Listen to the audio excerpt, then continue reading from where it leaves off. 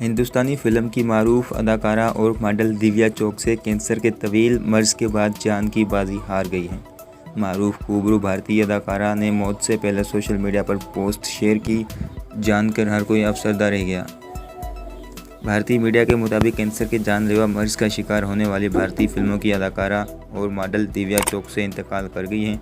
उनकी मौत की खबर दिव्या चोकसे की एक दोस्त ने सोशल मीडिया के जरिए दी, जिसके बाद अदाकारा की बहन ने तस्दीक भी कर दी है। अपना दिल तो आवारा से भारतीय फिल्म इंडस्ट्री में कदम रखने वाली दिव्या चोकसे कुछ अरसे से कैंसर के मर्ज का शिकार थी, जबकि उनकी माली हालत भी काफ़ी पतली हो चुकी थी। दिव्या ने अपने हालिया ट्वीट में अपनी मदद के लिए लोगों से अपील भी की थी। हमदम तोड़ती अदाकारा की किसी ने मदद न की थी।